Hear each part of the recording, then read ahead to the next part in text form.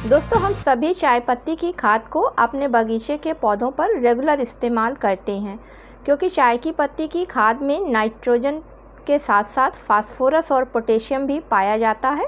लेकिन पोटेशियम की परसेंटेज इसमें काफ़ी कम होती है, यानी कि 0.25% होती है, जो कि पौधों पर फ्लावरिंग लाने के लिए काफ़ी नहीं होती है।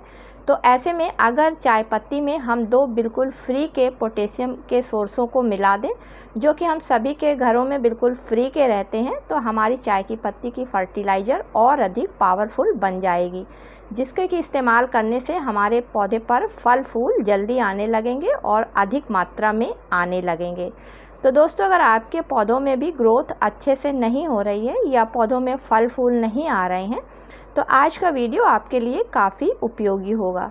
तो चलिए देखते हैं कि ये फ्री के पोटेशियम सोर्स कौन कौन से हैं और किस तरीके से इन्हें हमें चाय की पत्ती में इस्तेमाल करना है, आगे वीडियो में देखते हैं।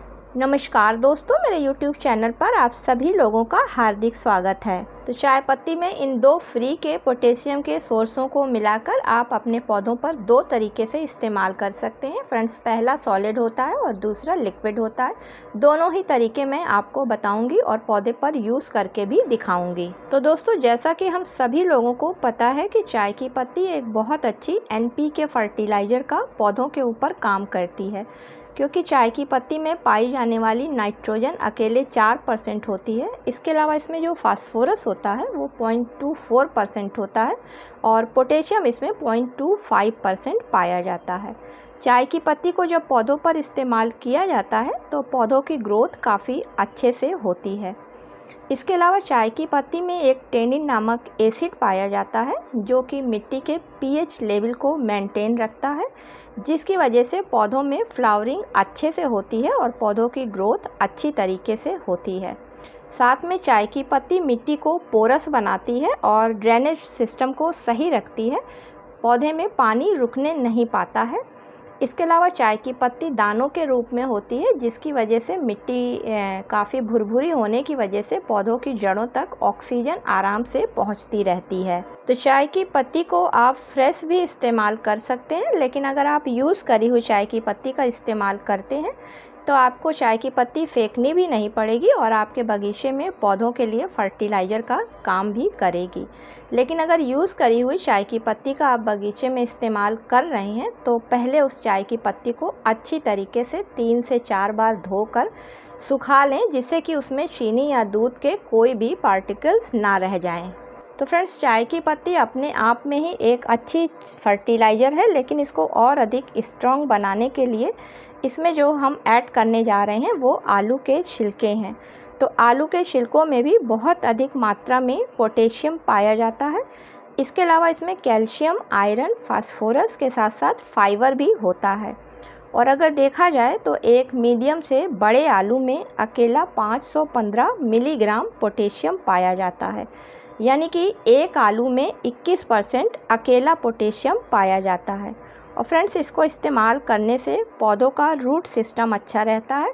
इसके अलावा जो इसमें कैल्शियम पाया जाता है उसकी वजह से पौधे पर जब फल और फूल आते हैं तो वो ज़्यादा मजबूती लेकर आते हैं। इसके अलावा चाय की पत्ती में आलू के छिलकों के अलावा जो दूसरा पोटेशियम का सोर्स ले रही हूँ तो वो केले के छिलके हैं, क्योंकि फ्रेंड्स केले के छिलकों में भी बहुत अधिक मात्रा में पोटेशियम पाया जाता है और पौधों पर इसका इस्तेमाल करने से पौधों पर फूल और फल जल्दी आते हैं तथा जो आते हैं वो अधिक मात्रा में और साइज में बड़े निकल कर आते हैं।